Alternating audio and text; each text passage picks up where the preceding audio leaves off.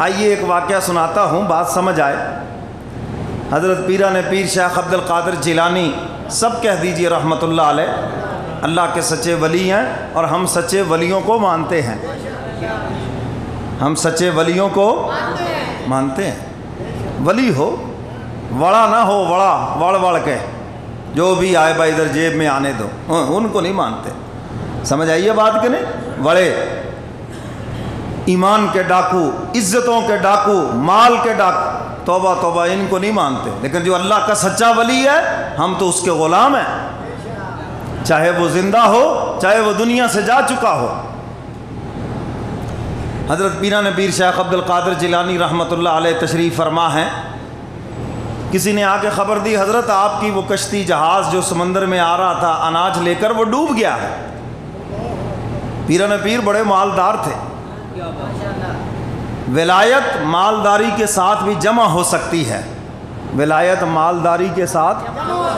ہمارا تو عجیب ہی معیار ہے، ہم کہتے ولی وہ ہوتا ہے جو فقرا ہو، فقرا، بھوکھا ننگا، وہ ولی ہے۔ وہ ٹکڑے پانی میں بھگو کے کھائے، وہ بڑا اللہ کا ولی ہے۔ یہ عجیب معیار ہے۔ حضرت پیران پیر شیخ عبد القادر جیلانی رحمۃ اللہ علیہ کی خانقاہ میں ایک وقت میں تقریباً 10,000 آدمی کھانا کھاتے تھے۔ سمجھ آ رہی ہے بات کہ نہیں؟ ایک ٹائم پہ 10,000 آدمی کھانا کھا جاتے تھے۔ بڑے مالدار اللہ کے ولی تھے۔ تو مالداری ولایت کے ساتھ جمع ہو سکتی ہے، نبوت کے ساتھ بھی جمع ہو سکتی ہے۔ حضرت سلیمان علیہ السلام مالدار بھی تھے، حکومت بھی تھی اور اللہ کے نبی بھی تھے۔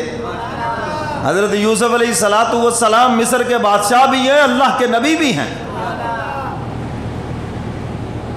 پتہ نہیں انگریز ایسی سوچ دے گیا اور آج تک ہمارے دماغ سے نہیں نکل رہی۔ مولوی پارلیمنٹ کا ممبر نہیں ہو سکتا، ہوئے ہوئے ہوئے، توبہ توبہ توبہ۔ اور اس پنجاب کے اندر تو توبہ توبہ، سوچ بھی نہیں ہو سکتا۔ چلیے پھر آپ کہیں گے جی مولوی صاحب سیاسی بات کرتے ہیں۔ حضرت پیران پیر شیخ عبد القادر جیلانی رحمۃ اللہ علیہ، خبر ملی حضرت آپ کا جہاز پورا ہی ڈوب گیا۔ ادھر حاجی صاحب کو خبر ملے جی آپ کے ڈاکہ پڑ گیا، آگ لگ، حاجی صاحب کو اٹیک ہوتا ہے، حاجی صاحب بھی گئے ساتھ ہی۔ کیوں جی ایسے ہے؟ یہ کتنی خبریں آپ نے سنی؟ کیوں؟ دنیا دل میں بسی ہوئی ہے۔ اگر مولا دل میں بسا ہوتا کہ ٹھیک ہے اس نے دیا تھا، اگر چلا گیا تو پھر دے دے گا وہ، کیا اس کے دربار میں کمی ہے کوئی؟ آئیے یہ وقت کا ولی ہے۔ حضرت لاکھوں کا نقصان ہو گیا، میری طرف دیکھے، وضو فرما رہے تھے، رک گئے، 1 منٹ کے بعد فرمانے لگے الحمدللہ۔ کیا کہا؟ بات آئی گئی ہوگی، وضو مکمل کیا، نماز پڑھی، بات چلی گئی۔ اگلے دن اطلاع ملی، حضرت تشریف فرماتے، حضرت وہ نہیں آپ کا جہاز تو بچ گیا ہے، وہ تو کسی اور کا ڈوبا تھا۔ پھر ایک لمحے کے لیے خاموش ہوئے، فرمایا الحمدللہ۔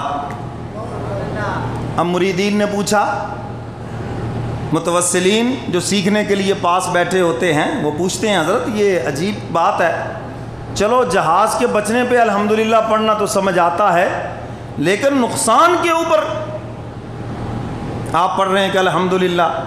تو حضرت نے فرمایا یہاں نقصان اور نفع کی بات نہیں ہے، جب تم نے مجھے خبر دی کہ جہاز ڈوب گیا، اتنا نقصان ہو گیا، میری طرف دیکھو، فرمایا میں نے اپنے دل کی دنیا میں جھانکا، یہاں کوئی ہلچل تو نہیں مچی؟ جی بات سمجھ آ رہی ہے؟ یہاں تو ذرا سا نقصان، جی میرے دل چو نہیں نکلتی، اور پاسوں نفع تو بڑے آ گئے مگر وہ نقصان دل سے نہیں نکلتا۔ یہ ہے جب آپ کا دل کسی اللہ والے کی صحبت میں بن جائے تو انشاءاللہ یہ غم دل تک جائے گا ہی نہیں، باہر ہی رہ جائے گا، باہر رہ جائے گا۔ فرمایا میں نے دل کی دنیا میں جھانکا، میں نے دیکھا یہاں کوئی ہلچل نہیں ہے، کوئی خدا کے فیصلے پہ شکوہ نہیں ہے، کوئی شکایت نہیں ہے، کوئی اس نقصان کا وہ دکھ نہیں ہے، تو میں نے اس کے اوپر پڑھا ہے الحمدللہ۔ اس کے اوپر کیا پڑھا؟ پھر اگلا دن آیا، تم نے مجھے خبر دی آپ کا جہاز بچ گیا ہے، میں نے پھر اپنے دل کی دنیا میں غور کیا، کہیں تکبر تو نہیں آ گیا کہ تو خدا کا مقبول بندہ ہے؟ یہاں پر یہ بھی بڑوں بڑوں کو غلط فہمی ہے، جی میں نماز پڑھتا ہوں، جی زکوٰۃ دیتا ہوں، میں بڑا مقبول ہوں، تو میرا تو کوئی نقصان ہی نہیں ہوگا۔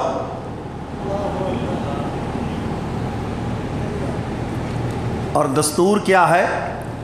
اس کو چھٹی نہ ملی جس نے سبق یاد کیا، اس کو چھٹی نہ ملی جس نے، بولو بولو، اس کو چھٹی نہ ملی جس نے، اور ہم سمجھتے ہیں ہم تو بڑے مقبول ہیں، بڑے نمازی ہیں، ہمارا کوئی نقصان ہونا ہی نہیں چاہیے، میں تو جی زکوٰۃ دیتا ہوں، ہمارا تو کچھ ہونا ہی نہیں چاہیے۔ یہ بھی ایک غلط فہمی ہے۔ آزمائش ہوتی رہتی ہے، مومن کے مال پہ آزمائش آتی رہتی ہے، فرمایا صبر کرتا ہے اللہ جزا عطا فرماتے ہیں۔ تو فرمایا کہ میں نے جب دل کی دنیا میں دیکھا کوئی بڑائی نہیں، کوئی تکبر نہیں، کوئی ایسی بات نہیں ہے، تو میں نے اس کے اوپر پڑھا ہے الحمدللہ۔ میرے محترم سامعین، زندگی کے سفر میں نفع نقصان، فائدہ نقصان، یہ ساری چیزوں کا سامنا انسان کرتا ہے، لیکن جو مولا سے جڑا ہوا ہے نعمت ملتی ہے کہتا ہے شکر الحمدللہ، کوئی نعمت ہاتھ سے نکل جائے کہتا ہے انا للہ، میرے مولا تجھے یہی منظور تھا، تو جس میں خوش ہے میں بھی اسی میں خوش ہوں۔ نہ ہجر اچھا نہ وصال اچھا، بس یار جس حال میں رکھے وہ حال اچھا۔ مولا امیر رکھے شکر الحمدللہ، متوسط رکھے شکر الحمدللہ، غریب رکھے شکر الحمدللہ، نہ ہجر اچھا نہ وصال اچھا، بس یار جس حال میں رکھے وہ حال اچھا۔ تو میرے محترم سامعین، حق تعالیٰ اپنے پیاروں کا دل غم پروف بناتے ہیں۔ اللہ فرماتے ہیں جب میرے سے تعلق مضبوط کرو گے نا، تمہارے یہ دکھ تکلیفیں یہ تمہارے باہر باہر جسم تک رہیں گی، دل میں نہیں آئیں گی، کیونکہ دل میں تو میں ہوں، دل میں تو اس کا محبوب ہے۔ فرمایا دل میں میری یاد ہے۔ اللہ فرماتے ہیں یہ غم تمہارے دل تک نہیں پہنچیں گے۔ اور آپ کو بھی معلوم ہے دشمن کی فوج جب تک دارالخلافہ تک نہ آئے تو فتح نہیں ہے، بارڈر پہ لڑتی رہے۔ تو فرمایا باہر اسی طرح زخم مصیبتیں پریشانیاں جسم پہ آتی رہیں، جب وہ دل پر نہیں آئیں گی تو کچھ بھی نہیں ہے۔ بس ٹھیک ہو گیا نقصان، کوئی بات نہیں، اللہ اور دے دیں گے۔ اور اللہ فرماتے ہیں ہم دے بھی اور دیتے ہیں۔ فرمایا وَمَنْ أَعْرَضَ عَنْ ذِكْرِي فَإِنَّ لَهُ مَعِيشَةً ضَنْكًا۔ کہہ دو سبحان اللہ۔ یہ جو سو رہے ہیں نا جی، ذرا ان کو بھی جگا دو، ہاں ذرا اونچی آواز سے کہو سبحان اللہ، اور ساتھ ہی کہہ دو ماشاءاللہ۔ فرمایا وَنَا